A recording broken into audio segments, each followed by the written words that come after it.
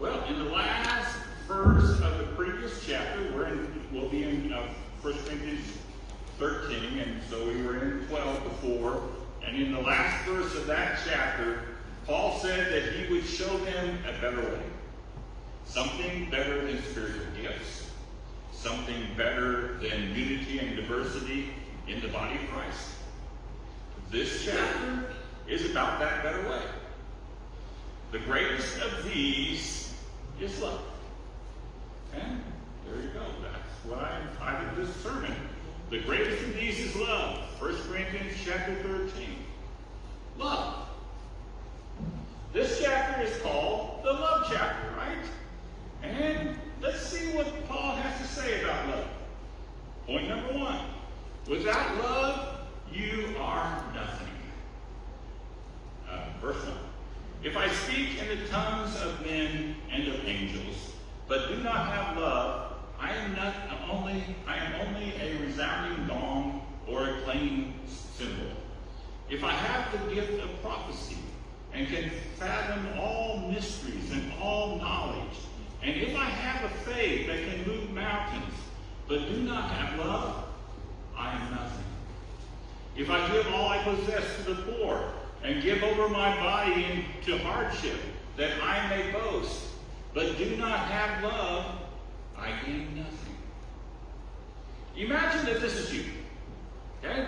You can speak every language known to man. English, German, Russian, Chinese, Japanese, Tagalog. That was for Gurley. Every language. Plus, you can speak the languages of angels. Now, that's good, right? You can communicate with everyone. There's not one person you can't communicate with. But if you do not have love, those words that come out of your mouth are no better at communicating than the noise of a gong or the noise of a cymbal. Or you have the gift of preaching, right? You can preach the greatest sermons. You know all the spiritual secrets. You know everything. You even have enough faith to move mountains. You don't like this mountain over here? No, just tell it to move. And it moves. That's pretty good. Despite all that, despite you having all these abilities, if you do not have love, you are nothing. Or you give everything you have to the poor. Why do you do this? So that you can have treasure in heaven, right? You give over your body to hardship. In other words, you give up a life of luxury, of living in ease, of living in entertainment, of living in everything that you would want. Why do you do this? Because your life in eternity will be the opposite of your life here. Did you know that? Are you rich here?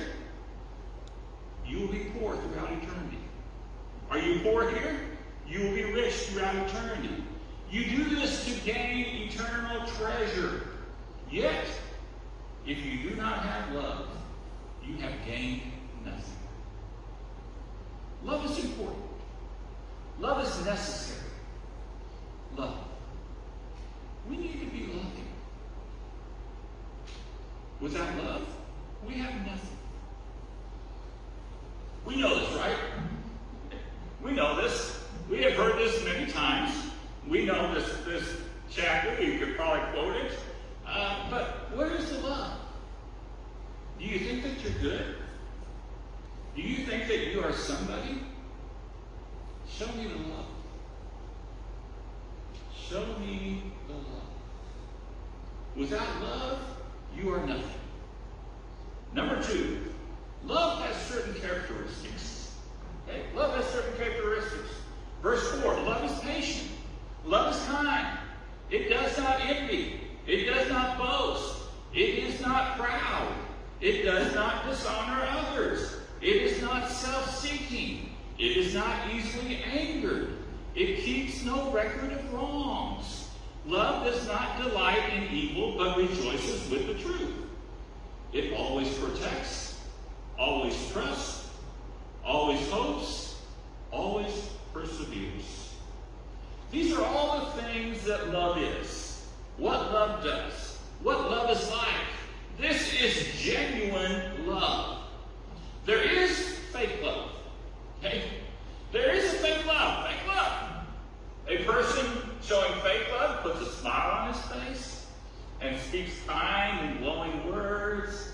it's so great to see you. Oh, I love you. But inside, that person is saying, I can't stand this guy. Gross. He is so gross. That is fake love. It's not love. It's fake. How do you tell the difference? Huh? What's real? What's fake? How do you know? That is what these characteristics are here for. Right? So you can tell what is love and what is not. Love is patient. That means that impatience is not love. If you are impatient with your son, you are not showing him love. Love is kind. If you are being mean to your neighbor, that is not love. You can go through all the rest of these and do the same thing. Right? Envy is not love. Bragging is not love. Pride is not love. Putting others down is not love. Obsession with yourself is not love. Being easily angered is not love. Keeping a record of wrongs is not love. Delighting in evil is not love. Not liking the truth is not love. Not protecting, not trusting, not hoping, not persevering is not love. This section tells you what real love looks like. You can use these verses to see if someone is really loving you or not. You can use these verses to see if you are really loving someone else or not. Right? That love that you think you're showing, well, does it have these characteristics? You can use these verses to see if the love in our church is real or not. Real love has these characteristics. Number 3, love is forever. Love never fails. But whether there are prophecies, which are preachings, they will cease. Where there are tongues or languages, they will be stilled. Where there is knowledge, it will pass away. For we know in part, and we prophesy or we preach in part. But when the completeness comes, what is in part disappears. Love is forever. Prophecy is not forever. Prophecy is also preaching. Preaching is not forever. Aren't you glad of that? It will cease. It will stop. When will that happen? When completeness comes. Completeness comes in heaven. When we get to heaven, we will be complete. Completeness also will come in the future, when there is a new world, a perfect world. There is no need for prophecy in heaven. Okay? There is no need for preaching in heaven. Everyone already knows it. In the future perfect world, there will also be no need to proclaim God's word, to prophesy, to preach. Everyone will already know God's ways. So someday, preaching will not exist. But in that day, love will exist. Love will be there. Tongues. Tongues or languages will someday cease. When? In heaven. In heaven, we will not communicate with words, with the tongue, in languages. We will communicate telepathically. We won't need a tongue, but we will need love. Knowledge. Knowledge will someday cease. When? In heaven. In heaven, we will all know everything. There will be no need for education, no need for looking it up on the internet, no need for gaining knowledge. We won't need that because we will already know it all. Today, we only know a bit of all the knowledge. We know in part. That is what it says here. We don't know everything. We also preaching part. I only preached a small bit of what needs to be preached. It is in part. Now, if I had longer sermons, I could probably cover more. But, okay, I'm being nice to everyone. It is in part, okay? When we communicate in the English language or in any other language, we do not communicate all that we think. We can't. Language doesn't allow us. It is in part. When completeness comes, when the perfect world comes, the partial things are not needed. They stop. But love will be there. Love is forever. Let's continue with this idea in verse 11. When I was a child, I talked like a child. I thought like a child. I reasoned like a child. When I became a man, I put the ways of childhood behind me. For now we see only a reflection, as in a mirror. Then we shall see face to face. Now I know in part. Then I shall know fully, even as I am fully known. We all were children at one time, right? Do you remember when you were a child? Do you remember the way you thought back then? When I was really young, I remember, this is child thinking.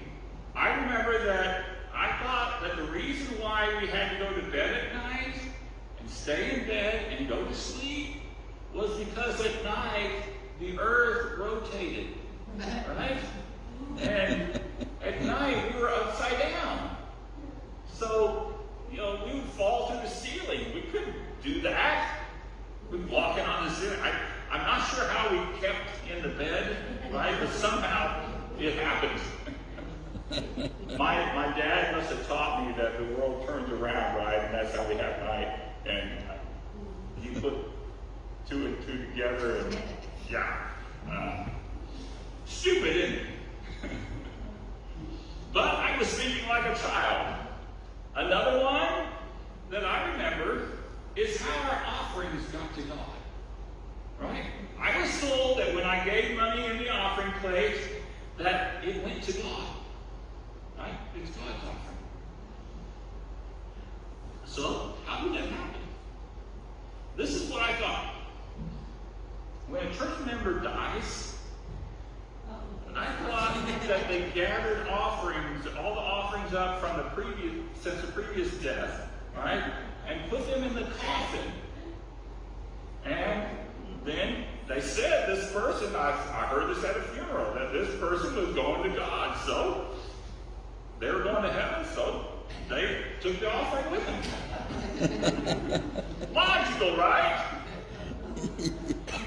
I was thinking like a child. I don't think that way anymore.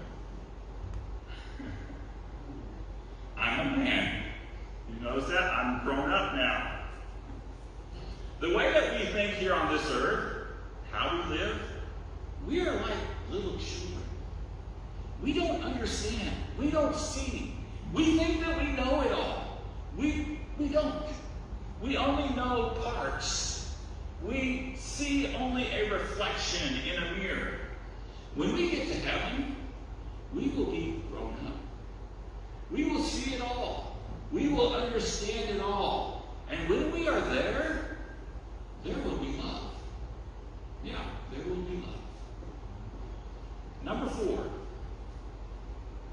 The love is the greatest. Love is the greatest. Verse 13. And now these 3 remain: faith, hope, and love. But the greatest of these is love. We've mentioned the things that are in part, right? Prophecies, tongues, knowledge. But what is complete? What are the virtues that will remain? The virtues that will still be in heaven.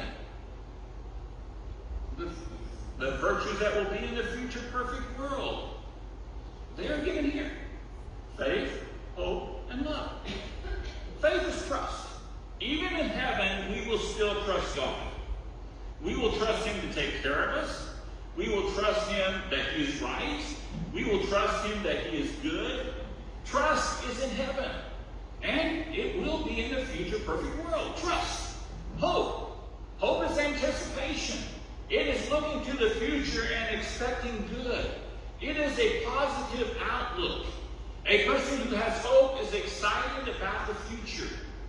To him, life is wonderful because the future is good. Hope is in heaven. In heaven, we have a wonderful future, a wonderful life. And then love. Love is love. How do you describe love? Love is a care and a concern for others. It is affection. Love is in heaven. In heaven, everyone loves everyone. Love is everywhere. Faith, hope, and love. The greatest of these is love. Love is the greatest. So there you have it. Now we know about love. Right? Love, without love, you are nothing. Love has certain characteristics. Love is forever. And love is the greatest. But what do we do with this? Do we just go home and say, well, now I know about love? Hopefully not. Hopefully we will see how important love is. Hopefully we will want to have this real love. At Marty's funeral, Margie Willis, Wendell told about Marjorie, how Margie loved people. Right, Wendell? Yes, I was there. He went to each of the relatives that were there, right? And some of the friends, and shared how Margie loved each one of them in a special way. He gave examples. What a tribute to a person. You know, what a tribute. I wish that I could have met Margie. There's nothing better that you can say about a person than to say that he or she loved. Let's be people of love. Real love. Fill your life with love. Start with that person who is closest to you. Love that person. Find opportunities to love. Then branch out to the other people in your life. Love, love, love. The greatest of these